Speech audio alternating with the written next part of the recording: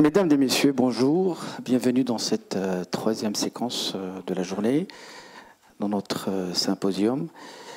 Il serait question cet après-midi, donc cette première séquence de l'après-midi, de l'expérience client et l'expérience collaborateur. On va essayer de déchiffrer vraiment, on est sur une question assez large. On a prévu un séquençage de notre séquence, son jeu de mots, sauf que monsieur Sébastien Poblon doit quitter le symposium plus tôt. Donc on a inversé légèrement l'ordre de passage, donc il devait intervenir dans la séquence 4 sur la problématique de la RSE en lien avec l'expérience client. Donc il va d'abord lancer une autre séquence et par la suite on va pouvoir rebondir sur le sujet qui était prévu initialement, celui de l'expérience client et l'expérience collaborateur. Voilà. C'est le cas, oui. Merci. Oui, effectivement. Je vais intervenir finalement dans la... Donc, je suis Sébastien Poblon, je travaille à la Massif. Je suis le directeur des opérations expérience client. Donc, la Massif est une mutuelle d'assurance et pour finalement préparer ce qui va suivre... Une mutuelle, c'est d'abord une organisation composée de sociétaires qui décident à un moment donné de se réunir et de mettre en œuvre leurs moyens au service de tous les assurés. Donc on n'a pas d'actionnaires, on a un conseil d'administration représenté par des sociétaires qui ont élu des délégués. Donc nos clients on n'a pas une chaise au COMEX pour le client, on a 18 chaises et les 18 administrateurs sont avant tout des sociétaires et donc représentent ses clients. Ce qui veut dire aussi qu'on fait les choses de manière un peu différente. Le sujet de ce matin, c'était l'IA et l'humain. Et dans la séquence que j'avais effectivement, dans laquelle je vais intervenir, un des concrétisations que je souhaitais partager avec vous, je vais le faire donc maintenant, porte sur la façon dont on peut, avec une démarche RSE, c'est-à-dire vraiment sous l'angle humain, s'adresser par exemple à des publics fragiles, puisque vous verrez que ça fait partie des axes qui vont être développés. Comment est-ce qu'on peut utiliser l'IA pour assister et mieux finalement accompagner les publics fragiles? Et alors là, en l'occurrence, ce sont dans notre population de sociétaires assurés, les malentendants. Voilà, je vous propose qu'on lance la courte séquence vidéo juste dans un instant. Donc on a, pour vous permettre de resituer, on a développé avec une start-up une intelligence artificielle qui mime en langue des signes, qui traduit en langue des signes et qui permet d'assister les sociétaires qui sont donc malentendants à la rédaction d'un constat. Voilà, je reviendrai sur quelques clés de compréhension et d'explication, mais je pense que on peut lancer le film.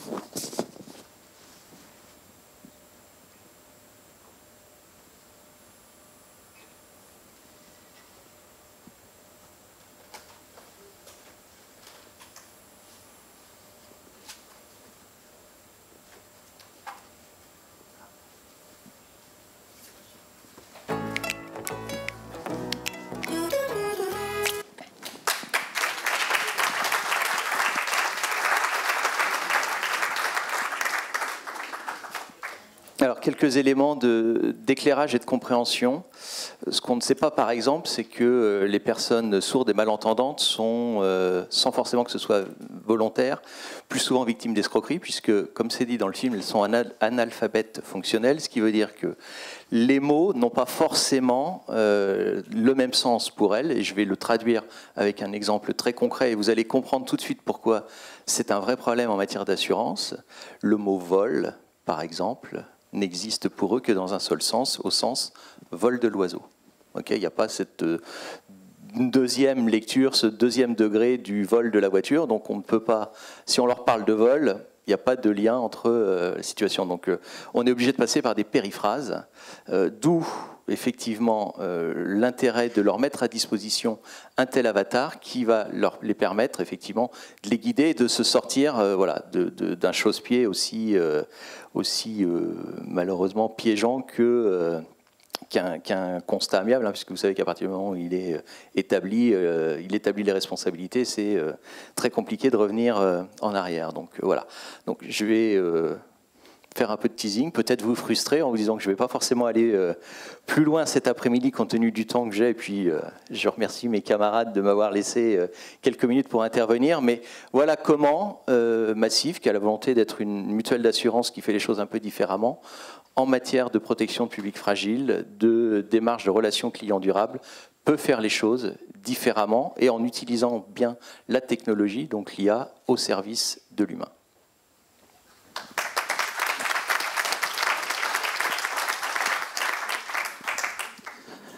Merci pour votre intervention. Effectivement, donc on a déjà une première introduction. Je pense que vous devez partir, nous quitter. Bon, ben, merci.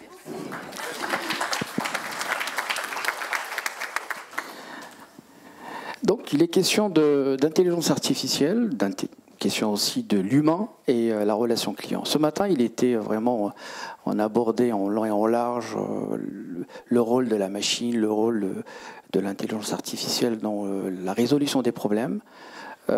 Cet après-midi, et surtout le matin, il était question également de faire un renvoi à chaque fois vers l'humain. Et donc, cet après-midi, on va on va éclairer au moins certains points sur la relation collaborateur et la relation expérience client. Pour préparer cette séquence, je suis tombé sur une pensée de Henry Ford qui disait que venir ensemble est un commencement, rester ensemble est un progrès, travailler ensemble est la réussite. À partir de là, donc, les collaborateurs, nos collaborateurs, il faut qu'ils soient dans un environnement de travail qui soit relativement assez adapté pour qu'ils puissent s'épanouir pleinement et surtout, derrière, que la relation client soit travaillée et surtout le mieux aboutie. J'ai à mes côtés cet après-midi 3 invités qui vont nous éclairer sur ces 3 questions qu'on va aborder. Donc notre séquence elle est structurée en 3 sections. Je vais d'abord, ils vont se présenter, par la suite on passera à la première séquence. On a d'abord Cécile Bianconi, merci d'être là parmi nous. Vous êtes la directrice de la relation client et de l'expérience client chez Elior France. C'est ça. Donc Elior France, pour quelques chiffres tout de même, pour pouvoir positionner le groupe, on est sur un groupe de restauration collective. Vous vous adressez à différents marchés, les entreprises, l'enseignement, les EHPAD et les centres spécialisés. Tout de même, on est sur 20 000 collaborateurs, 2400 sites en gérance et pas moins de 1 million de repas servis chaque jour à vos convives. C'est exact. Oui, donc je suis enchantée. Donc Cécile Bianconi, je suis directrice de la relation d'expérience client d'Elior. Et donc on est un restaurateur, on fait de la restauration collective. Donc on opère pour les sièges sociaux des entreprises, pour les écoles publiques ou privées, et pour tout le secteur du médico-social. Donc les EHPAD, les centres spécialisés autour du handicap. Donc on a une responsabilité très forte, parce que comme vous venez de le dire, on nourrit plus d'1 million de personnes chaque jour. Et donc, ça nous permet de mener un métier qui fait sens et un métier à forte responsabilité. Et la relation client, la relation collaborateur dans un métier de service, c'est central. Et donc, je suis ravie d'être là. Mais je vois que les étudiants sont très, très loin. Moi, j'étais ravie. Je me suis dit, il y aura des jeunes en face de moi. Vous êtes à l'opposé. Je suis frustrée. Là, vous savez, quand on approche de la quarantaine, après, on dit, on a des jeunes dans la salle, on est content. J'ai l'impression qu'hier, j'étais à votre place. Oui. Donc, je suis ravie d'être là. Merci Cécile. À vos côtés, on a Céline Chavreau. Vous représentez le cabinet AWA. Donc c'est un cabinet international spécialisé dans l'agencement de l'espace de travail.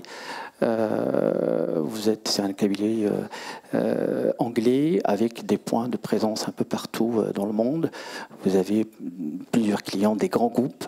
On peut citer notamment Microsoft comme étant un client principal. Cécile, bienvenue parmi nous. Merci Jawad, bonjour à tous. Oui, AWA est un cabinet anglo-saxon qui a fêté ses 30 ans l'année dernière et qui en fait accompagne les entreprises dans le déploiement d'environnements de travail hybrides avec pour leitmotiv de remettre le collaborateur au cœur des réflexions. Donc d'où ma présence aujourd'hui, puisqu'on va parler et de l'expérience client et de l'expérience collaborateur et la corrélation entre les deux. Merci Céline. Et à mes côtés, j'ai Marie-Louise Julien. Vous êtes le délégué général de la marque. Votre association a été déjà citée plusieurs fois ce matin. Et je vous laisse vous présenter parce que là, le travail est déjà fait ce matin, mais vous continuez à le faire maintenant. Allez-y. Sachant ce qui a été dit brièvement, donc effectivement, Marie-Louis, mon prénom, Julien, mon nom de famille, délégué général, ça veut tout rien dire. Donc j'anime une association qui réunit un peu plus de 330 entreprises qui se font fort de travailler un sujet, qui est le sujet le plus sexy qui soit dans la relation client, c'est que faire finalement de la réclamation lorsqu'elle m'est donnée à connaître. Qu'est-ce que je fais quand un client est insatisfait? J'y réponds, on appelle ça de la courtoisie. J'exploite l'information qui va avec, on appelle ça le management de l'insatisfaction client. Et c'est sur cette croisée des chemins que nos entreprises et nos adhérents se retrouvent pour essayer d'avancer efficacement sur le sujet. Merci Marie-Louise. Donc, passons à la première section de notre séquence. On va essayer d'expliquer surtout comment l'harmonie entre les exigences d'une orientation client et le bien-être de nos collaborateurs s'avère être non seulement désirable, mais essentiel aujourd'hui. Et surtout, nous allons débattre de la synergie délicate qu'on va devoir créer entre ces deux gros pôles au sein de l'entreprise, à la fois la relation client et le bien-être des collaborateurs. Ma première question, elle serait pour Cécile. Vous êtes à la barre de la direction relations et expérience client Elior. Votre conduite illustre magistralement l'innovation au service du service de l'expérience client, soulignant combien l'implication des équipes est cruciale. Tout de même, parce qu'on parle de la culture d'engagement chez vous, et cela tout de même nourrit tout de même à la fois l'expérience client et aussi le bien-être de vos collaborateurs. Donc comment cette culture d'engagement aujourd'hui chez Elior France influence simultanément l'expérience client et le bien-être des collaborateurs? Alors, déjà, ce qui est important de se rappeler, en tout cas, c'est notre leitmotiv chez Elior, c'est que la culture de l'engagement, elle est intimement liée à l'exemplarité managériale. Nous, en tant que manager, on a un rôle essentiel dans les organisations d'exemplarité, par le discours qu'on tient, mais les actes aussi qu'on a en parallèle. Et je dis souvent qu'on a un métier, on a cette chance de réunir les hommes autour d'une table. Et nous, en tant que manager, on a cette responsabilité qui est belle, qui est exigeante, mais qui est belle, de réunir nos équipes autour d'un projet qui fait sens, et un projet qu'on incarne et qu'on fait vivre au quotidien. Et donc, pour porter ce projet, on a initié un gros chantier de transformation chez Elior autour de l'identité de service.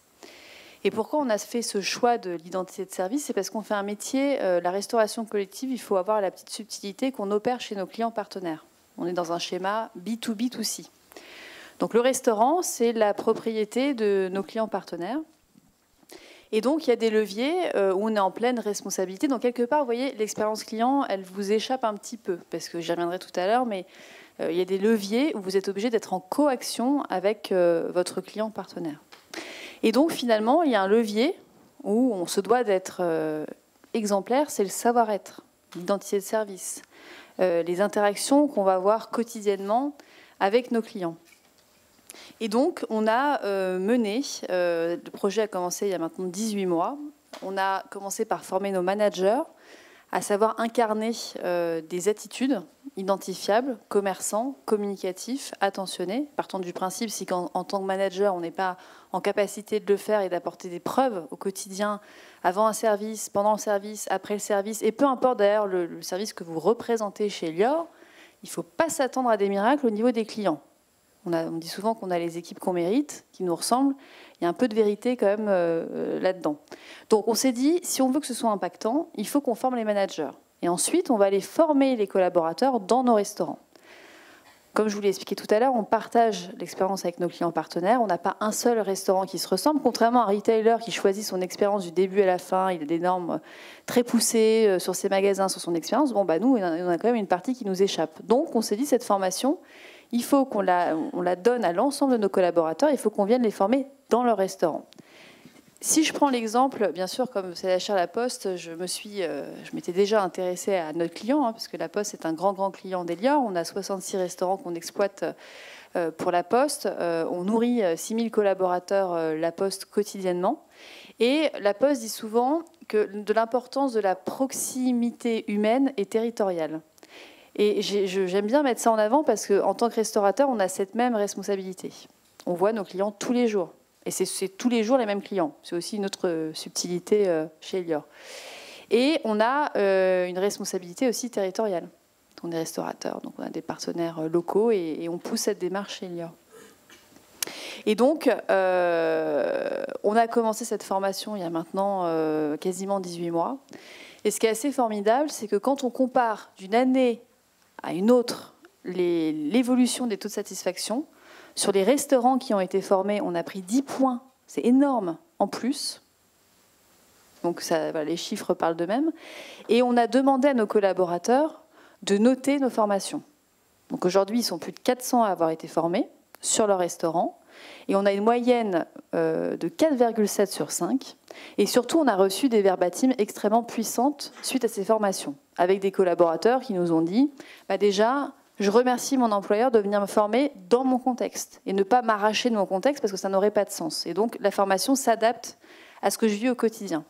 Je remercie mon employeur parce que grâce à ces formations sur 2 après-midi, la restauration, c'est des métiers de rush. Vous n'avez jamais le temps de vous poser. Vous réceptionnez la marchandise, vous la transformez, vous servez, vous nettoyez, vous repartez. Vous voyez, donc c'est très compliqué d'avoir des interactions qualitatives avec vos collègues.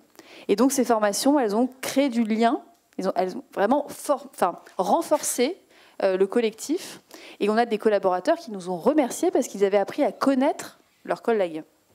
Et donc, là, on a un parfait exemple de miroir. On a pris ce temps de créer ce module de formation. On a formé, dans mes équipes, j'ai des responsables de déploiement d'innovation, et on les a formés à devenir formateurs, et c'est tous des anciens directeurs de restaurants. Je voulais vraiment avoir des collaborateurs qui ont vécu le métier de restaurateur, qui en connaissent les difficultés, les rouages, pour pouvoir être parfaitement cohérents et exemplaires quand ils vont finalement former les équipes sur le terrain. Et donc, les équipes sont mobilisées parce qu'on leur rappelle qu'ils font un très beau métier, ils en sont fiers. On leur rappelle aussi l'impact qu'ils ont dans l'expérience globale qu'on opère au quotidien dans nos restaurants, et c'est un impact direct sur le client. Donc ça, c'est important de se rappeler qu'on a des métriques en parallèle quand les choses sont bien amenées et bien faites. Mais vraiment avoir en tête que l'exemplarité managériale dans les entreprises, c'est vraiment ce qui porte l'engagement des collaborateurs. Et en tant que manager, je ne dirai jamais assez, alors on est tous pas parfaits, on a tous des défauts, mais chaque jour, il faut vraiment qu'on se dise, est-ce que ce que je demande à mes collaborateurs, je me l'applique à moi-même, est-ce que j'incarne ce que je leur demande d'incarner au quotidien? Si on n'est pas complètement à l'aise avec la réponse, bon, c'est qu'il faut quand même qu'il y ait une remise en question du manager. Et c'est important de l'avoir en tête. Merci Cécile. Donc là, effectivement, on a la culture d'engagement qui est importante, et surtout, quelque part, elle serait cette logique de symétrie des attentions. Donc, quelque part, on va se retrouver avec la relation client, et les conditions de travail et la qualité de vie et les conditions de travail sont importants à créer des espaces de travail où les collaborateurs peuvent trouver l'épanouissement qui va les encourager à s'engager plus et encore être le miroir et surtout être plus efficace dans cette relation client. Oui, effectivement. Alors, on va parler tout simplement de la symétrie des attentions. Je suis arrivée ce matin à 11h et je n'ai pas encore entendu ce terme-là, mais parce que peut-être c'est une évidence. Un collaborateur engagé et considéré, c'est un client satisfait à la fin de la journée. Donc, on parle de la culture de l'engagement. Moi, je voudrais juste communiquer un chiffre. Il y a une étude Gallup qui est sortie en octobre dernier et qui faisait valoir que seulement 7% de la population active est engagée aujourd'hui. Donc, pas compliqué de déduire que 93% des collaborateurs aujourd'hui sont désengagés. C'est ce que les Américains appellent, ou les Anglo-Saxons appellent le Great Quitting. Et donc, en fait, engager, c'est primordial pour les entreprises. Surtout qu'aujourd'hui, le challenge des DRH, c'est non seulement de retenir les collaborateurs, mais de les attirer. Et donc, une fois qu'on les a attirés, il faut les retenir. Et pour les retenir, la QVCT, la qualité de vie et les conditions de travail sont un moyen incontournable. D'autant plus qu'avec le déploiement massif du télétravail et l'avènement du travail hybride et l'impact que ça a pu avoir sur les environnements de travail, il est important, il est devenu primordial de remettre le collaborateur au cœur des réflexions. Au cœur des réflexions parce que one size does not fit all, et on va travailler, comme pour les clients, on va travailler sur des personas. On va identifier au sein d'une entreprise, on va identifier les différents personas que composent les différentes équipes de collaborateurs, et on va travailler sur 3 dimensions. Avant d'aborder ces 3 dimensions, je voudrais préciser que la QVCT, il y a un an encore, c'était la QVT, tout simplement, qualité de vie au travail. Et en fait, on s'est aperçu que dans QVT, on oubliait, on excluait une partie importante du travail, du quotidien des collaborateurs, derrière le mot condition, d'où QVCT. Et dans condition, effectivement, on retrouve le management qui est primordial. Aujourd'hui, un autre éclairage, la première raison de démission d'un collaborateur, c'est le management. Donc, ça démontre l'importance du rôle des managers dont vient de parler Cécile. Donc, cette QVCT, on l'apporte autour de 3 dimensions. La première, elle est physique. C'est tout simplement l'environnement de travail en tant que tel qu'on va délivrer aux collaborateurs, s'assurer que les différentes typologies d'espace soient disponibles, qu'elles soient aménagées correctement. Et je rebondis d'ailleurs sur l'introduction qui a été faite par Monsieur Massif, hein, j'ai pas retenu son nom, sur la notion de l'handicap et la diversité et l'inclusion. On commence à en parler en France. On en parle beaucoup plus dans les pays anglo-saxons. Elle fait partie intégrante de l'identification de ces différents personas, et elle a un impact direct sur la manière dont on va penser et repenser les espaces de travail qui sont délivrés aux collaborateurs. Le deuxième volet, la deuxième dimension, elle est psychologique. Et là, on fait le lien avec la santé mentale.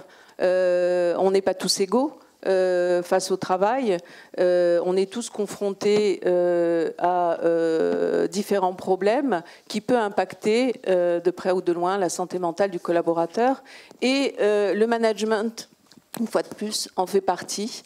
Et le management est d'autant plus important que, effectivement, tu parlais d'exemplarité, mais il n'y a pas que ça. Il y a aussi la bienveillance. C'est ce que les anglo-saxons appellent le care management. Comment prendre soin de ses collaborateurs, prendre soin de ses différences, prendre soin de cette diversité, et faire en sorte que chaque collaborateur se sente quelque part unique, et ils se sentent entendus et reconnus en tant que tels dans une entreprise, dans une organisation. Et la troisième dimension, elle est sociale. Pourquoi sociale ? Parce que, une fois de plus, avec la révolution qu'on a observée dans le monde du travail, avec la crise sanitaire, mais c'était déjà vrai avant, le déploiement du télétravail. Aujourd'hui, la fonction du bureau, elle a évolué. Et les raisons pour lesquelles un collaborateur vient au bureau, c'est avant tout pour collaborer et pour sociabiliser, rencontrer ses collègues. Donc cette dimension sociale, elle doit se retraduire, elle doit se retranscrire dans la manière dont on va repenser les espaces de travail. Et donc c'est autour de ces 3 dimensions qu'on va travailler les personas pour pouvoir à la fin de la journée délivrer un parcours collaborateur pour une expérience, un parcours qui se doit d'être fluide pour une expérience collaborateur personnalisée. Et à la fin de la journée, quand on aura adressé toutes ces dimensions, quand on aura pris en compte cette diversité et ces différences, là, on pourra se dire qu'on a potentiellement ouvert la porte pour avoir des collaborateurs engagés, motivés, considérés et qui vont réaliser au mieux leur travail pour, à la fin de la journée, avoir des clients satisfaits. Merci Céline. Donc là déjà dans cette première section on a un premier regard sur la dynamique entre l'expérience client et collaborateur et surtout l'importance de stratégies bien pensées et intégrées. Cela peut avoir des retours très positifs et surtout une culture d'engagement assez forte. Passons à présent à la deuxième section de notre table ronde. On va se pencher maintenant sur les mécanismes d'activation du changement. C'est-à-dire comment on va devoir intégrer des actions qui vont pouvoir générer en simultané un engagement collaborateur assez fort et surtout une expérience client aboutie. Cette fois-ci, je m'adresse à Marie-Louise par rapport à votre vision holistique par rapport à l'orientation client chez la marque. Tout de même offre une perspective assez riche, tout de même en termes de l'équilibre entre la gestion des réclamations et la quête d'excellence, parce qu'il est question aussi d'excellence et surtout ce qui est recherché par toutes les entreprises. Comment, selon vous, le management des réclamations peut-il servir de levier pour le changement organisationnel et le bien-être collaborateur ? Alors, contrairement à mes 2 consoeurs, moi, comme je vous le disais, je fais le plus vieux métier du monde. J'accompagne des entreprises sur le traitement de la réclamation. Donc, finalement, qu'est-ce qu'on fait de l'insatisfaction quand elle est exprimée et comment je peux effectivement l'actionner au service d'eux ? Il paraît que ça fait très bien de faire des points, donc je vais vous en citer 3. Le premier, c'est effectivement quand un client est insatisfait, quelque part, il me fait part de qu'est-ce qui ne fonctionne pas dans mon entreprise, et donc de manière aussi triviale, c'est qu'est-ce que je dois améliorer dans certains cas, là où je dois innover. Et je reprendrai peut-être un exemple tout à l'heure qui en plus vient vraiment incarner cette capacité à améliorer tant l'expérience client que l'expérience collaborateur. Un deuxième, pour faire le cycle, vu qu'on n'est pas dans un monde de bisounours, une réclamation, c'est pareil, juste de manière très triviale, savoir qui est insatisfait pour pouvoir le resatisfaire, le fidéliser, doper la recommandation et donc accessoirement renforcer une économie, renforcer des investissements et accessoirement sauver des jobs. Et le troisième point qui répondra probablement, ou qui pourrait répondre également au sujet de cette table ronde, qui est finalement la voix du client, le verbatim que me donne à connaître le client, et ça Laurent en parlera peut-être cet après-midi, c'est comment également je peux le faire résonner dans l'entreprise pour également peut-être changer le regard et donc quelque part faire les choses différemment. Pour être plus concret, Decathlon, qui est une marque que je ne vous présente pas, je crois, marque préférée des Français, qui partage avec d'autres best-in-class dans la relation client, a, comme par hasard, une acuité particulière pour écouter ce que dit le client et écouter ce que dit le collaborateur. Certains Thierry Spencer parlent de la notion d'oreille cassée. Il se trouve que dans les belles entreprises qui sont particulièrement bonnes dans l'expérience client et l'expérience collaborateur, elles écoutent vraiment de ces 2 côtés. Reprenant la notion peut-être de symétrie des attentions, on peut parler juste également de cohérence dans l'attention portée aux parties prenantes.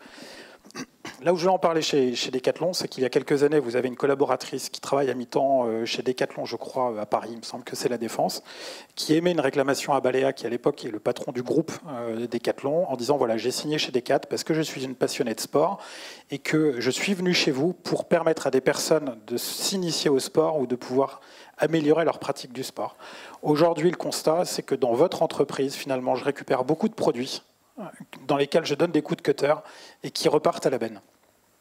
Abalea est sensible à cette réclamation d'une collaboratrice, va missionner en interne une personne qui va revêtir à nouveau le bleu de chauffe de Decat, va refaire de la moquette et va se rendre compte qu'effectivement le parcours qui est donné à vivre ou à subir au client, même si on est dans du satisfait ou remboursé, c'est-à-dire qu'en gros vous n'êtes pas content, on vous rembourse sans poser de questions, il y avait avec un parcours de retour, un return comme ils appellent chez eux, qui pouvait être effectivement compliqué. L'analyse de cette pratique de l'expérience client au niveau du retour montrait effectivement que le collaborateur avait à accompagner ce client dans une pratique qui n'est pas hyper intéressante, qui n'était pas si compliquée, mais pas si sympa que ça, parce que quelque part, on met un coup de cutter, on met à la benne, on abîme le terrain de jeu, comme ils disent chez Decathlon, puisqu'on le jette, donc on n'est pas dans l'écologie. Et en même temps, d'investiguer que côté client, ce qui était demandé au client n'était pas simple. Et finalement, de ce double irritant qui était côté client, mais qui était aussi un irritant collaborateur, a donné l'objet à un plan, et ce plan d'ailleurs a mis en place un projet dit Easy Return, où aujourd'hui en autonomie dans un grand nombre de Decathlon et vraisemblablement dans un grand nombre d'établissements de la même famille immobilier, vous pourrez en autonomie être recrédité via les puces RFID. Et donc on voit bien que la simplification qui a été demandée par la collaboratrice a été également bénéfique pour le client, et on pourrait en citer également de l'autre. Et donc on voit bien qu'il y a une convergence des luttes, une convergence des attentes, mieux satisfaire un client, mieux satisfaire un collaborateur, comme par hasard, ça va souvent effectivement de pair, et je pense que ça crée une fierté. Et un deuxième et dernier point sur lequel je serai plus rapide encore, sur le fait de prendre soin des clients, c'est également ressenti de manière très positive par les collaborateurs. Vous aviez ce matin Christophe Benavent, alors je crois qu'il intervenait sur la notion de plateforme, professeur à marketing à Dauphine, et on a mené ensemble avec la marque une étude il y a un tout petit peu plus d'un an sur justement ce qu'on a appelé le climat de la relation client. Beaucoup d'entre nous, beaucoup d'entre vous probablement ressentiez, pressentaient effectivement un durcissement de la relation entre les clients et les collaborateurs qu'on a plus ou moins daté depuis cette époque Covid et qui ne s'est pas baissé. Et donc on a lancé cette étude pour voir si c'était juste un ressenti ou si c'était une réalité. Et malheureusement, c'est bien une réalité. Un peu plus de 1000 acteurs de la relation client ont répondu à cette enquête. Et dans des proportions extrêmement majoritaires, ils dénoncent, ils constatent plutôt un durcissement de cette relation. Et pourquoi je vous parle de ça? Parce qu'il y a une toute petite frange de ces acteurs qui sont légèrement moins agressés par cette augmentée de l'intensité et qui est un tout petit peu plus optimistes dans les 3 ans à venir. Ce sont les mêmes entreprises qui nous disent ressentir que leur entreprise est totalement orientée client. C'est-à-dire que les collaborateurs qui, dans les entreprises, disent qu'effectivement leur entreprise prenne à bras-le-corps le sujet de l'orientation client, mais pas un peu, pas bien, pas très bien, mais totalement, celles-ci sont davantage imperméables à cette montée de la pression et sont davantage confiants dans l'avenir. Et là, je pense que, moi j'espère, que ça répond à votre question sur pourquoi traiter l'expérience effectivement du collaborateur, c'est-à-dire du client, c'est-à-dire en gros en l'emmerdant moins, en étant peut-être plus sur de la confiance des sujets qu'on abordera tout à l'heure, on préserve le collaborateur. Et pour reprendre ce qui a été dit à ma droite et à 2 reprises, je pense que demain, et pourtant c'est un acteur de la relation client qui vous le dit, le vrai sujet, c'est probablement la capacité de nos entreprises à avoir des bras, pour être très trivial. On est dans une période de rugby où on dit no scrum, no wins, pas de mêlée, pas de victoire. Demain, ça risque d'être no player, no game. C'est beau. Merci Marie-Louise. Effectivement, donc là on voit bien l'interaction et surtout l'importance à laquelle les entreprises doivent aujourd'hui rester quand même conscientes du lien et surtout de cause à effet qu'il peut avoir entre ces deux chantiers. Maintenant, je m'adresserai tout de même pour un peu plus approfondir la question à Cécile. Votre direction a su intégrer avec brio les initiatives de co-construction et la responsabilité sociétale au cœur de la stratégie d'entreprise.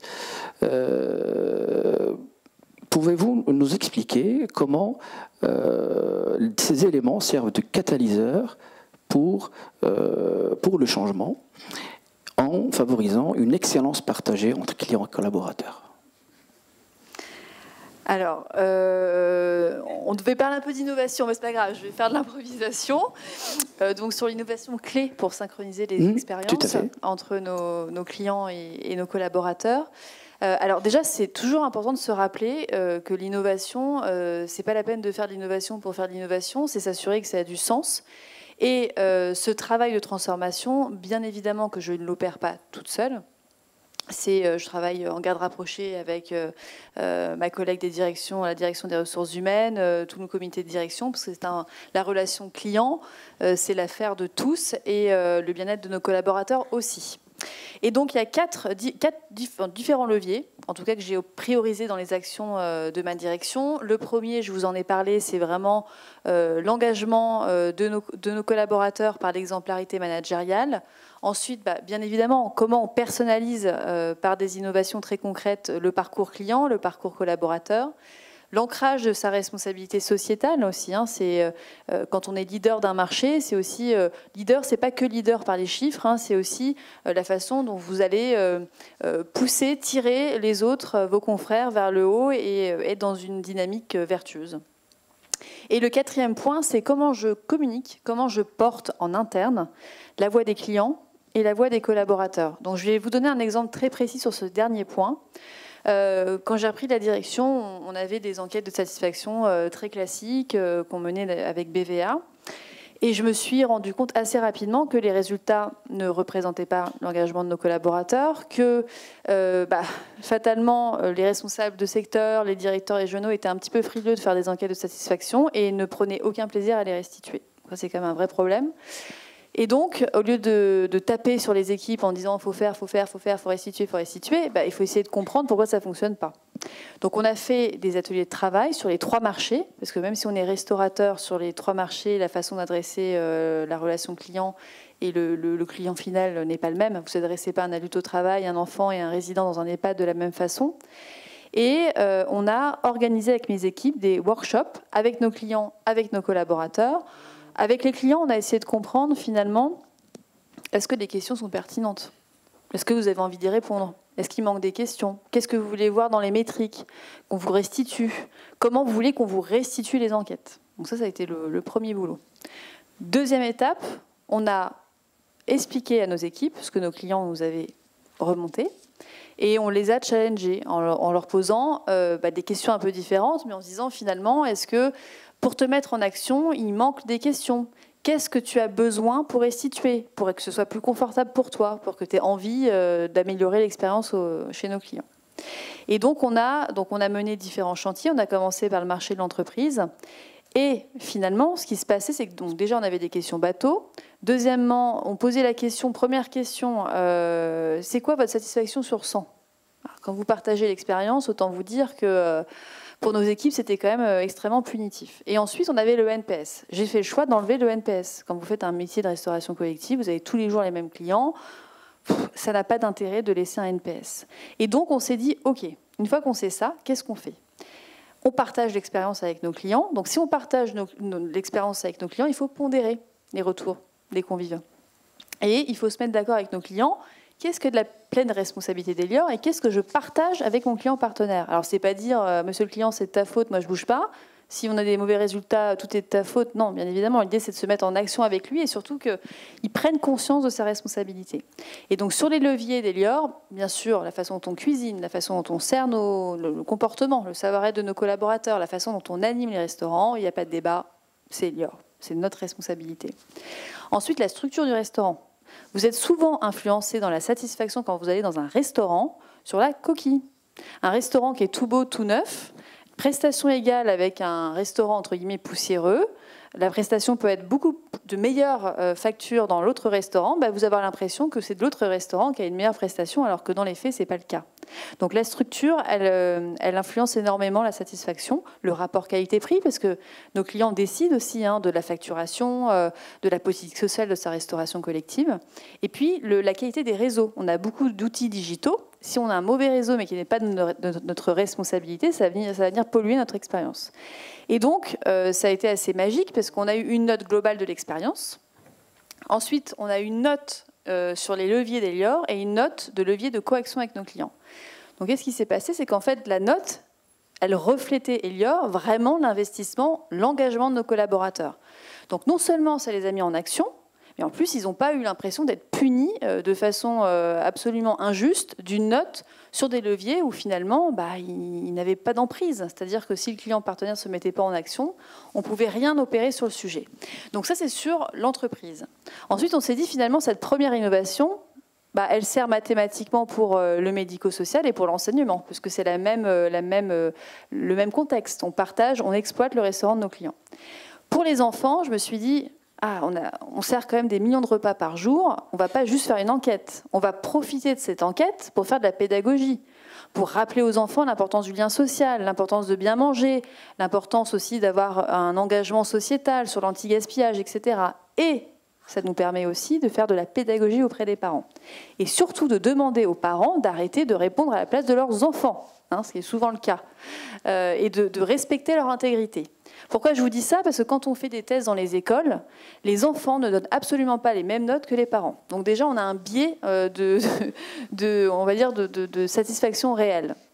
Donc là, on a lancé ce chantier il y a 2 mois. On a les premiers résultats qui sont extrêmement concluants pour les équipes. Et dernier point, médico-social. On avait le même questionnaire médico-social. On a des clients dépendants, malheureusement. Donc on a créé des questionnaires qui, si je vous donne un exemple, mais un résident dans un EHPAD qui a une déficience visuelle, qui ne voit pas bien la police et qui n'est pas en capacité de répondre tout seul, il faut bien qu'on mette tout en œuvre pour qu'il puisse répondre et respecter vraiment son intégrité du début à la fin. Donc on a créé des guides pédagogiques pour des animateurs que nos clients ont choisis dans leurs EHPAD, dans leurs centres spécialisés et qui vont à la rencontre des résidents et qui les accompagnent à répondre à cette enquête de satisfaction. Et je vais vous dire, sur le marché du médico-social, parfois en EHPAD, le moment du repas, c'est presque le dernier plaisir. Donc on a une responsabilité très forte. Donc je pense que ça vous donne un exemple très concret de comment on peut innover sur des choses qui sont historiques avec de l'écoute client, de l'écoute collaborateur, mais surtout du bon sens en fait. Donc voilà ce que je pouvais dire sur la partie et j'ai respecté mon timing. Merci Cécile, tout à fait. Alors effectivement, donc là, cette deuxième section nous montre bien que il apparaît bien clairement que l'activation du changement nécessite tout de même une approche multidimensionnelle, mêlant à la fois des innovations, des espaces et aussi gestion équilibrée des attentes et engagements sociétals. Maintenant, passons à la troisième section. Tout de même, on essaie un peu de respecter le timing et surtout d'aborder toutes les sections qui sont prévues dans notre séquence. Troisième section sur la mobilisation interne et la satisfaction client. Ici, il serait question on va se poser une question, est-ce que la satisfaction client est le catalyseur ultime pour mobiliser les équipes internes?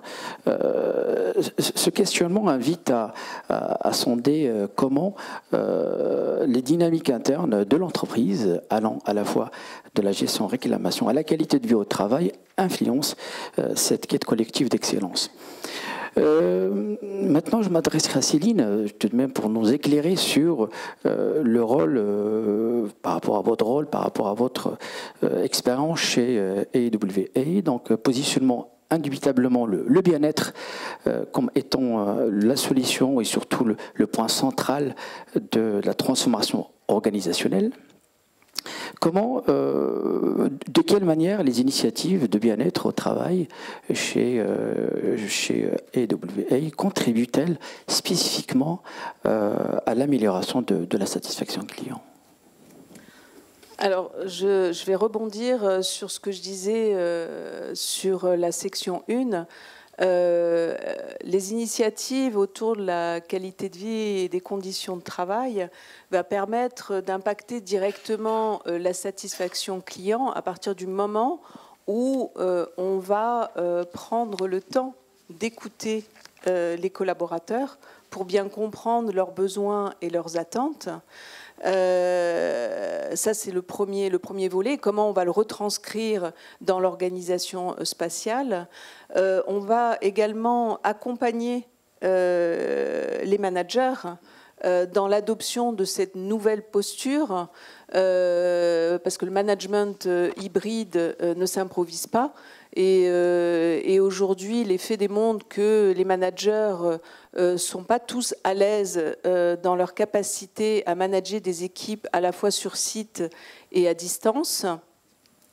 Et on va surtout suivre des indicateurs. C'est-à-dire qu'en fait, ce n'est pas one shot. Il y a un projet de transformation qui va s'opérer à un instant T par rapport à une vision du management, du COMEX, par rapport à une ambition.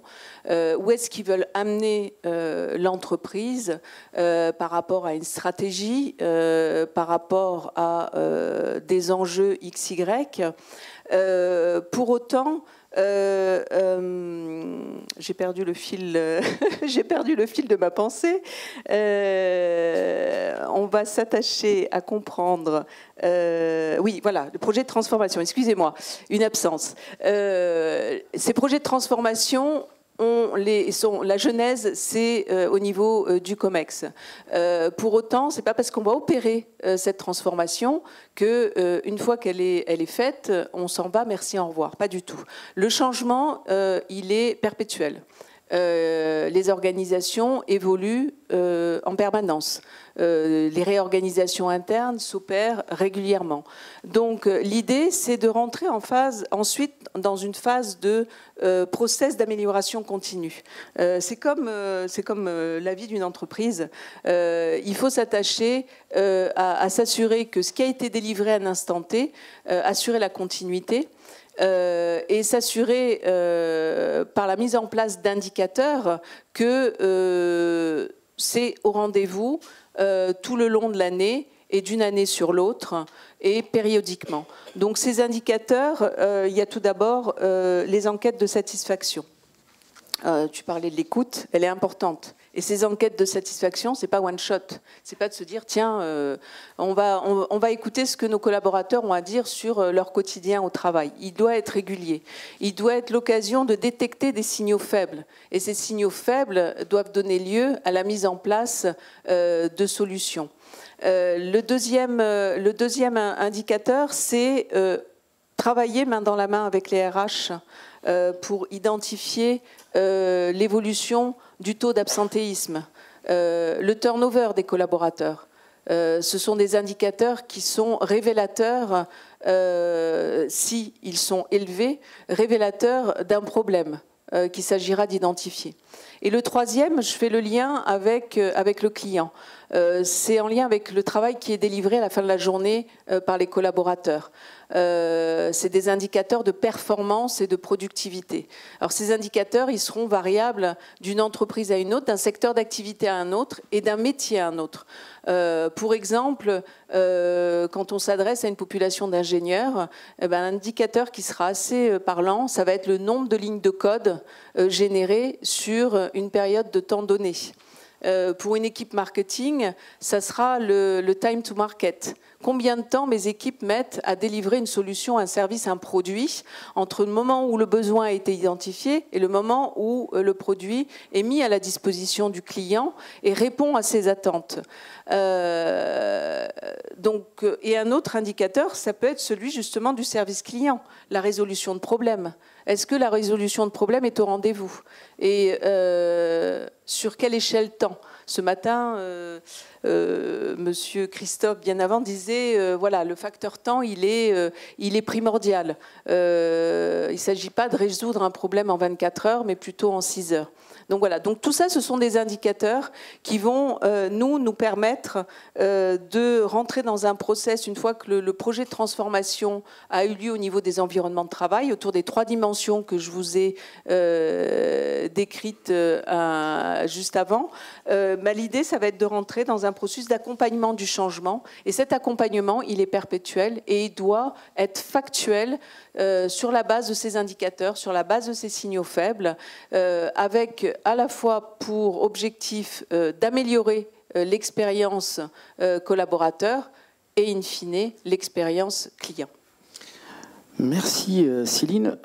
Donc là, on va essayer de creuser un peu plus et surtout voir un peu comment la réclamation peut être aussi un moteur d'amélioration et surtout de mobilisation interne.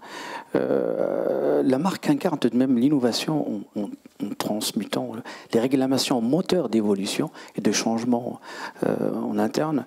Marie-Louise, au-delà de la gestion des réclamations, quelle stratégie globale préconisez-vous pour renforcer l'engagement et aussi améliorer la satisfaction client et surtout l'engagement de ses équipes et pour que cela soit mutuellement bien structuré. Je crois que c'était Georges Marchais qui avait dit « c'est votre question, ça sera ma réponse ». C'est vrai que moi, ma légitimité, elle va être sur la réclamation. Donc j'ai évidemment et heureusement des intuitions qui permettraient de parler de reconnaissance, mais de choses qu'on dit et avec beaucoup plus de légitimité. Mes consoeurs que je ne pourrais le faire. Je vais revenir sur la réclamation, non pas que j'en sois définitivement le François Pignon et que je serai incapable d'en sortir, mais je pense vraiment qu'il y a une spécificité sur la réclamation, et c'est ce que nous disent d'ailleurs des universitaires. Si vous voulez creuser au niveau de la bibliographie, vous avez Daniel Ray et William Sabadi, qui pour le coup sont deux rats de laboratoire chercheurs sur des sujets de marketing et de relations clients, que vous trouverez à Grenoble École de Management ou Lyon 3, et qui, eux, effectivement, nous parlent d'une orientation réclamation. Mais rassurez-vous, je répondrai à la question. Et peut-être que l'accroche pourrait être, en reprenant cette fameuse phrase de Churchill qui est « je ne crois que dans les chiffres que j'ai falsifiés moi-même », peut-être le début du problème auquel nous nous auto-confrontons et nous confrontons les entreprises. C'est-à-dire qu'effectivement, à partir du moment où notre seule ambition est d'avoir un NPS qui frise les 100, qu'on va avoir des taux de satisfaction qui soient à 99, 100%. Vous savez, ces fameux indicateurs pastèques, appelés comme ça par Frédéric Loberman, qui chez Orange nous parle effectivement de ces indicateurs pastèques parce que tout vert à l'intérieur et tout rouge dès qu'on commence à les gratter. Et c'est peut-être là, effectivement, le début, peut-être, ou un début, pour se saisir du sujet, effectivement, de l'expérience client, au profit de l'engagement du collaborateur. C'est-à-dire qu'être capable d'affronter la réalité de nos entreprises, qui est de dire on n'est pas au niveau à l'égard de nos clients, mais on va en faire une feuille de route pour être au rendez-vous de ce qu'on vend en termes de services ou de produits à nos clients, je pense que c'est quelque chose auquel les collaborateurs seraient sensibles. Et là, pour reprendre une analogie peut-être plus décalée, mais c'est le fameux Gollum dans Le Seigneur des Anneaux qui pousse son précieux, et en fait, c'est peut-être son pépin, et de se dire finalement, pas de pépin, pas de pépite. Et je vous le disais tout à l'heure, la réclamation client, c'est réellement un levier au service de l'innovation, de la performance économique et de la transformation. Alors je vous dis ça de manière très rigolote, etc., très small talk, mais on pourrait réellement en parler pendant des heures, et notamment avec des universitaires qui, point par point, pourraient vous montrer à quel point la réclamation est réellement un levier, je ne vais pas dire le levier, mais un levier extrêmement efficace. Et du coup, je pense que là-dessus, il y a vraiment quelque chose à se saisir, et qui est de se dire, acceptons d'être imparfaits, et effectivement, bougeons les choses. L'avantage également de la réclamation client, et vu que le sujet de la table ronde est effectivement expérience client, expérience collaborateur, même combat, à la limite, on pourrait dire point d'interrogation, d'une manière tout aussi triviale et enjouée que je le suis depuis tout à l'heure, c'est la fameuse phrase de Chirac, ajustée effectivement à notre sujet, qui est finalement expérience client, expérience collaborateur. Vous ne pouvez en bouger une sans faire bouger l'autre.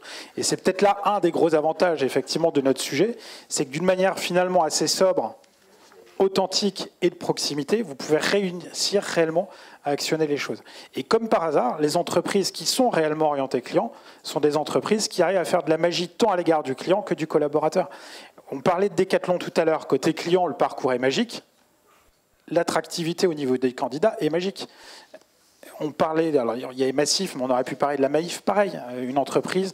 Elior, me dit-on également à l'oreille, dans la droite. Et donc, vous voyez bien, effectivement, que cette fameuse satisfaction en bande organisée, elle porte ses fruits. Et je pense réellement que voilà, la réclamation, il y a un vrai levier. C'est d'ailleurs ce qu'on appelle l'orientation réclamation. Si on veut investiguer en 2 secondes, c'est qu'en fait, vous avez 2 types d'orientation. C'est ce que nous disent les chercheurs. Vous avez une orientation dite excellence client. C'est pour ça que le mot excellence prononcé tout à l'heure peut avoir quelque chose d'effrayant. C'est que l'excellence est inatteignable. Et qu'à partir du moment où on vise la perfection, on sait qu'on n'y arrivera pas. Et ce qu'on a pu voir dans les travaux universitaires, c'est que dans les entreprises qui visent l'excellence, elle amène rapidement au fossé, parce qu'en fait, chaque insatisfaction qui m'est donnée à connaître par un client, par un collaborateur, est finalement l'image de ma propre incapacité à répondre à l'injonction qui m'est donnée. Et donc on remonte une fois, puis la deuxième fois, puis après on arrête, parce qu'on se prend une cartouche du plus 1, qui prend une cartouche du plus 2. Et l'orientation réclamation a par contre cette vertu, c'est ce que disent ces mêmes chercheurs, ces mêmes travaux universitaires, c'est que par contre la réclamation, de manière peut-être besogneuse, mais très pragmatique et efficace, consiste à éroder, à élimer les frictions, les irritants les uns après les autres. Et on arrive finalement dans ce que disait un Arnaud Deschamps à l'époque DG de Nespresso, le but c'est la quête du geste parfait. C'est la quête du geste parfait. On sait qu'il est inatteignable, par contre, nous, responsables, nous leaders, les servantes leaders, etc., on va se mettre au service de l'ensemble de nos collaborateurs, et on en revient à l'expérience collaborateur, pour tendre vers une expérience in fine du client qui ne sera pas parfaite, On sait qu'elle ne le sera pas, par contre, qui va y tendre. Et là, on est une fois de plus sur un win-win, parce que souvent, quand on a un client et un collaborateur qui est satisfait, on a souvent un actionnaire pas très loin qui est satisfait aussi. Merci Marie-Louis pour ce dernier éclairage. Par rapport aux autres séquences, nous, on s'est dit qu'on allait laisser tout de même un peu de temps pour les questions. Donc d'abord, des questions pour... On fait pas la conclusion, je sais pas, moi je suis très scolaire. Hein. Je pensais vous vouliez qu'on fasse la conclusion ou pas? Non? Préférez après les questions, peut-être? Non? Non, bah, c'est comme vous voulez. D'accord, très bien. Alors, on a une première question, donc je vois une main levée au milieu de la salle. Allez-y. Wassim? Oui.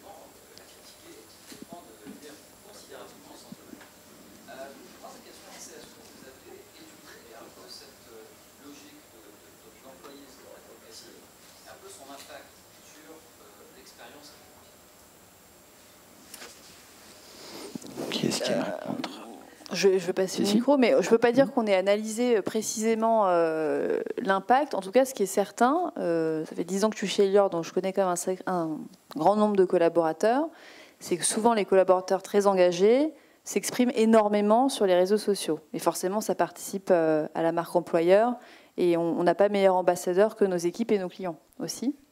Après, on n'a pas de cas de figure, je touche du bois, mais on n'a pas eu de grosses problématiques de collaborateurs qui nous a insultés. On n'a pas eu cette problématique-là, mais je pense qu'il y a des organisations qui malheureusement ont dû se trouver dans ce cas de figure-là. Oui, c'est le sujet de la marque employeur. En fait, oui, on est bien conscient. On est bien conscient. Il y a un appel entrant. Excusez-moi. On est bien conscient de l'impact justement de l'expérience vécue par les collaborateurs qu'elle peut potentiellement avoir sur la marque employeur parce qu'ils vont prendre la parole sur les réseaux sociaux.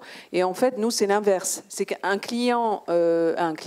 un collaborateur engagé, épanoui, prendra moins la parole qu'un collaborateur désengagé et mécontent. C'est un peu comme les clients. Les clients, quand tout va bien, on ne les entend pas. Par contre, quand tout va mal ou quand il y a un problème, c'est là où on les entend. C'est pareil pour les collaborateurs. Et donc, c'est un argument supplémentaire auprès des entreprises pour les inciter à véritablement remettre au cœur de leur réflexion le collaborateur et, si vous voulez, inverser ce qu'on avait pour habitude de faire. Avant, on prenait un bâtiment, pour la faire caricaturale, et on voyait comment on allait faire rentrer X collaborateurs dans un bâtiment. Aujourd'hui, c'est l'inverse. On part du collaborateur et on se dit, on va analyser autour des 3 dimensions que je vous ai expliquées, et on va réfléchir à quel environnement de travail, et donc quel bâtiment est le plus adapté à une entreprise et à ses collaborateurs. Tout à fait, oui, oui, complètement. Oui, mais on n'a plus... En fait, ça marche dans les deux sens, je suis tout à fait d'accord avec vous, mais on a remarqué que c'est pareil pour les clients. L'impact négatif est exponentiel par rapport à l'impact positif. Mais je vous rejoins complètement, et ça rejoint mon propos sur le challenge des DRH aujourd'hui autour de la rétention, de l'attraction et la rétention des collaborateurs. Et effectivement, ils sont bien conscients qu'en travaillant, les RH, quand elles travaillent sur cette marque employeur, parce qu'elle est véritablement chez elles, hein, c'est au niveau des DRH de travailler cette marque employeur, et c'est pour ça qu'aujourd'hui, dans ces projets de transformation dont je vous ai parlé, avant les DRH étaient conviés autour de la table du projet, mais ce n'était pas systématique et c'était à la rigueur optionnel. Aujourd'hui, mon interlocuteur principal sur tous ces projets, 9 fois sur 10, c'est le DRH. Pourquoi ? Parce que les entreprises ont enfin compris que tout part du collaborateur. Merci Céline. Une deuxième question ?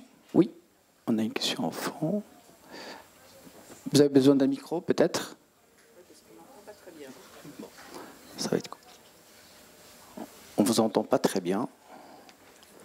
Venez sur le 2, venez vers nous sinon, comme ça on vous entendra bien. Hein, vous viendrez devant la salle comme ça. Ça marche aussi. Je peux la pâter avec le micro.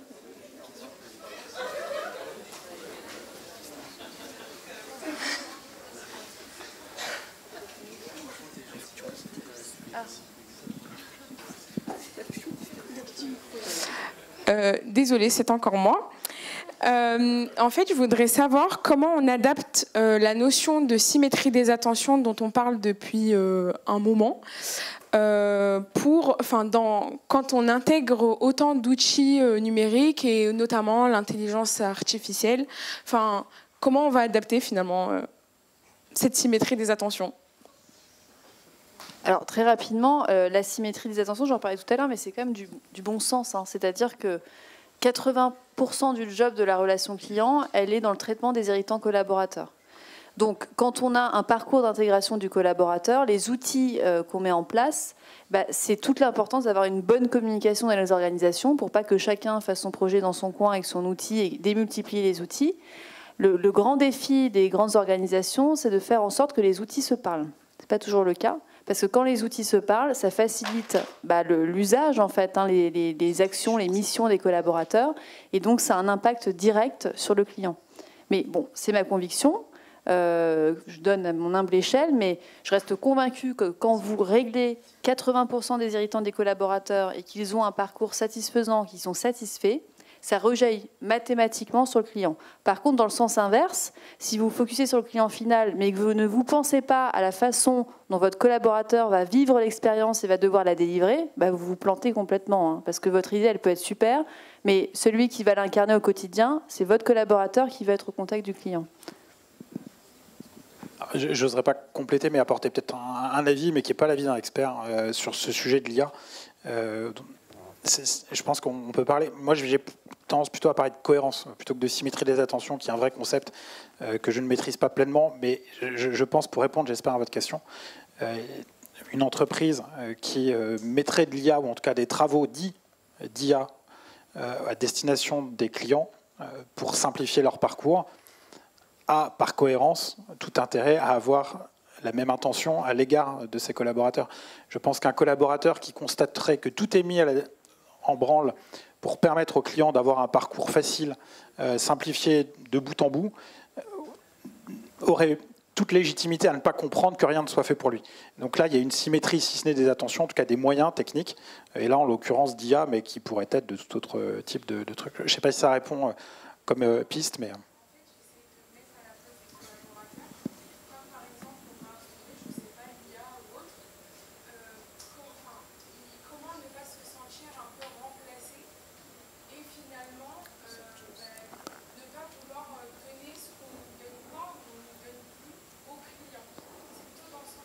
Ok, donc c'est plutôt la question porte plus sur la substitution. Ok, ça là-dessus, nous notre combat, c'est même pas un combat, notre conviction, en tout cas aujourd'hui, en l'état des choses sur l'intelligence artificielle, sur laquelle elle évolue tout de même très vite, c'est qu'aujourd'hui, on a pour l'heure, je dis bien à l'heure qui parle, encore rien fait de mieux qu'un humain pour répondre à un autre humain. Dit différemment, il y a quelques années, avec un gourou des techs, c'était dire, vous avez tellement confiance dans l'IA, est-ce que vous feriez régler vos problèmes de couple par cette intelligence artificielle? Il n'a toujours pas répondu à ma question. Merci Marie-Louise. D'autres questions? Oui.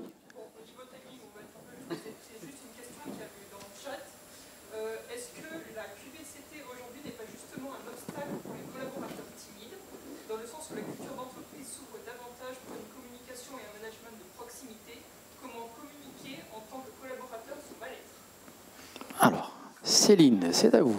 Vous pouvez répéter la question?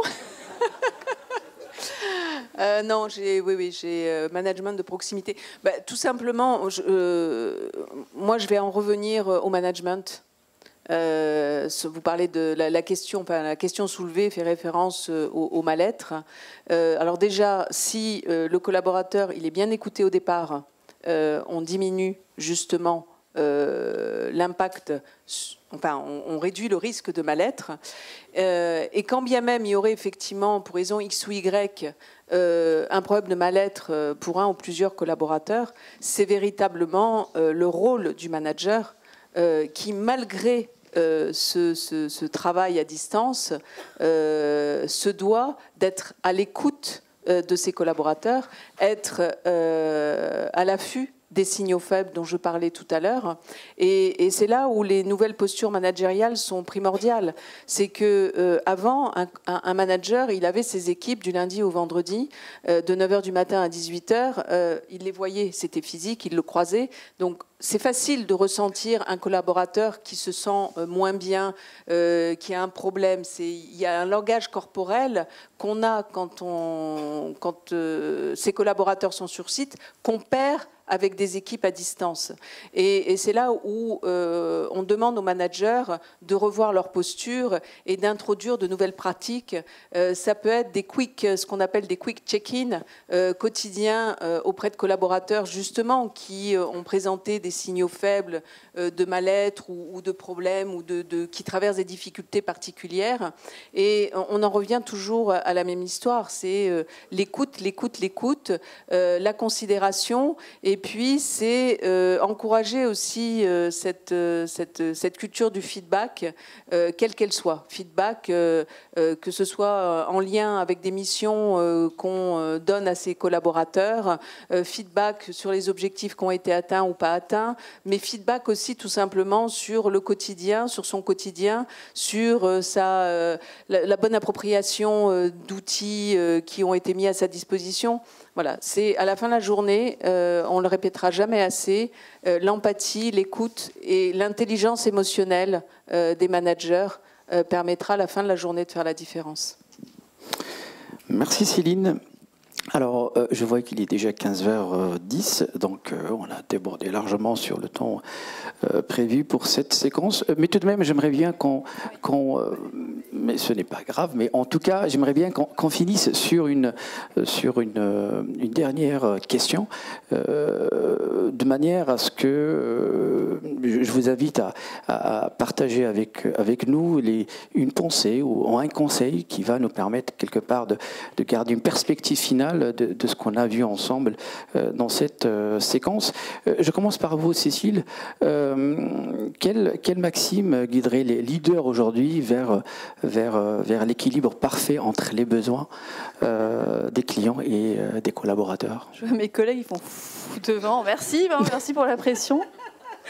Non, alors, je ne sais pas si on peut réduire ça à une maxime, mais je pense que là, par rapport aux échanges qu'on vient d'avoir, c'est de se dire que le lien, je pense qu'on l'a tous compris, entre l'expérience collaborateur et client, c'est quand même le manager qui est fondamental. Et on le sait tous, on quitte rarement une entreprise, on quitte un mauvais manager. On l'a peut-être tous vécu dans notre carrière professionnelle, ou pas d'ailleurs, et tant mieux. Mais souvent, quand on quitte une entreprise, un service, un produit, c'est souvent qu'on a eu une problématique relationnelle ou qu'on n'a pas été bien géré dans sa réclamation. Et si je devais donner quelques conseils, le premier, c'est bien de se rappeler ce qui nous rend fidèles. Il y a 3 leviers qui nous rendent satisfaits, fidèles. Que ce soit d'ailleurs pour les collaborateurs ou les clients. Le premier, je pense qu'on l'a bien tous compris, c'est l'émotion. On n'en a pas trop parlé, mais c'est quand même agréable de ne pas avoir l'impression d'être un numéro de matricule, qu'on soit collaborateur ou client. Premier point, avoir du sens, des symboles et se sentir utile à un projet commun. Le deuxième sujet, c'est le moindre effort. Je sais qu'en fin de matinée, ça a été évoqué.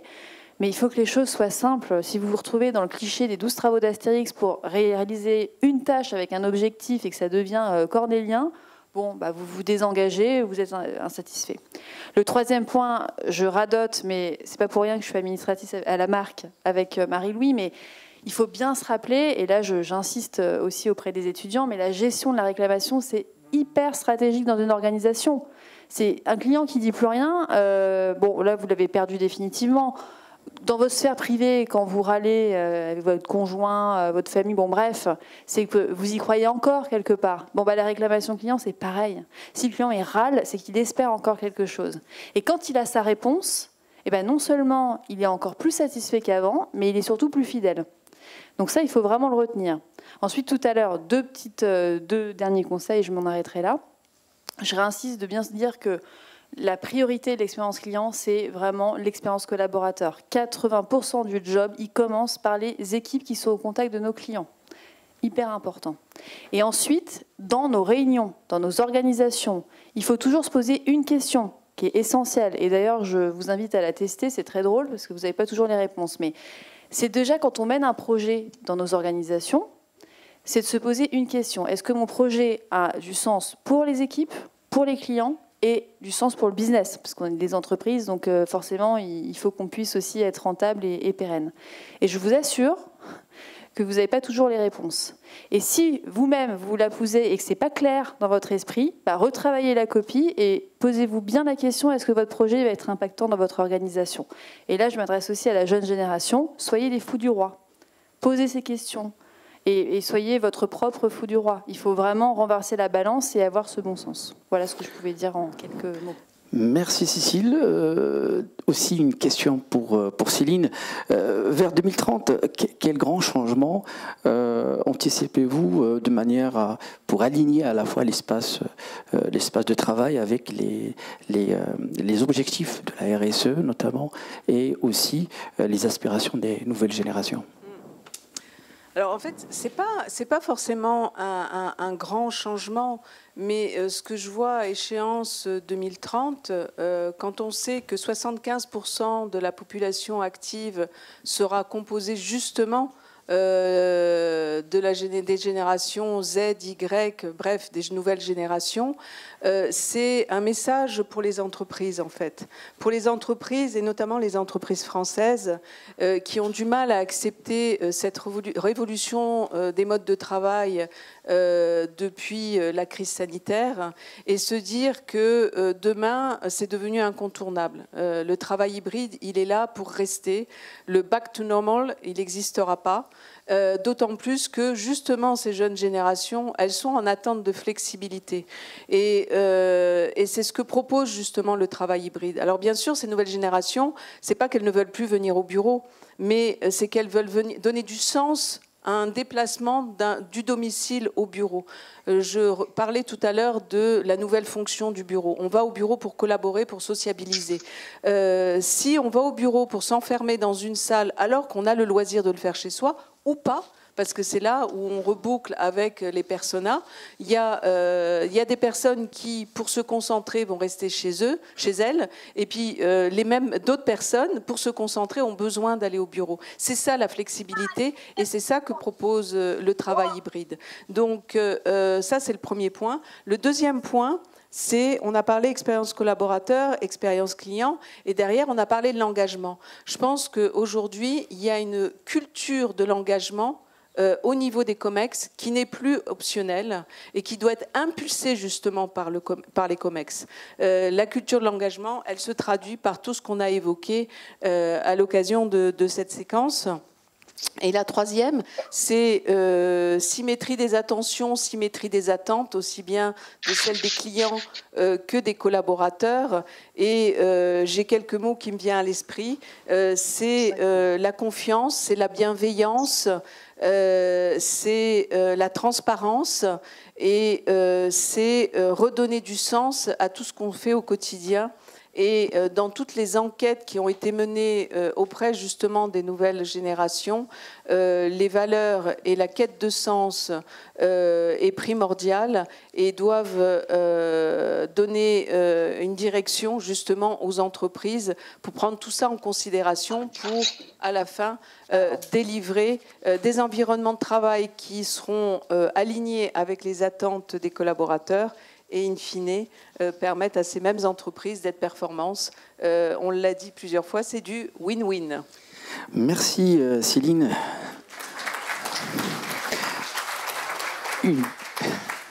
Une dernière question pour Marie-Louise. Quelle stratégie conseillez-vous pour transformer les réclamations ont un outil d'amélioration continue? Alors je pense, au-delà de la notion de la stratégie, je pense qu'il faut partir de choses très concrètes. La première, on a parlé de Churchill tout à l'heure, cette fois-ci j'aurais plutôt tendance à reprendre Camus. Mal nommer les choses, ça ajoutait du malheur au monde. Et je pense que c'est déjà de savoir dans nos entreprises, dans vos entreprises, s'accorder sur ce qu'est une réclamation. Et nous, ce qu'on a pu constater toujours avec des travaux de chercheurs, c'est que c'est vraiment la première pierre de l'édifice et que très souvent on passe à côté. Alors il y a des acteurs qui ont de la chance dans la banque, où il y a un machin qui s'appelle l'ACPR, qui vous oblige à avoir une définition, mais dans beaucoup d'entreprises, on se rend compte qu'il y a autant de définitions que de collaborateurs. Donc ça serait le premier point. Le deuxième, c'est de faire la démonstration du ROI, et le ROI n'est pas que financier, du traitement de la réclamation. Ça a été abordé tout à l'heure par Cécile. Quand on traite une réclamation et qu'on y répond de manière satisfaisante, on constate qu'au bizarre, certaines fois en termes business, en termes de recommandations et autres, on a des indicateurs qui vont à la hausse par rapport à des clients qui, eux, n'ont jamais été en sujet à une réclamation. C'est là où j'ai envie de dire le traitement de la réclamation, c'est quelque part la démonstration du parachute de secours. C'est-à-dire qu'en fait, vous rêvez de ne jamais l'activer, mais c'est le jour où vous l'activez que vous vous rendez compte si vous avez eu raison de faire confiance à la marque que vous êtes venu acheter. Et puis la dernière chose, c'est effectivement du coup de donner du feedback. Et puis je reprendrai et je clôturerai là avec la notion d'exemplarité.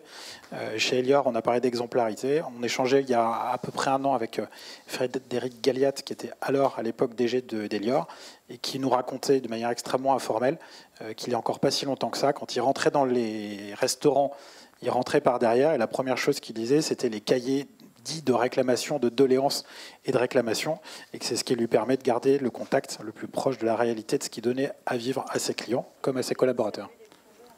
Et il allait saluer les plongeurs en premier. Voilà. Merci, chers intervenants, merci, cher auditoire, merci aussi pour les personnes qui nous ont suivis à distance pour cette séquence. Et bien évidemment, le symposium continue avec la troisième séquence sur la RSE et l'expérience client. Merci.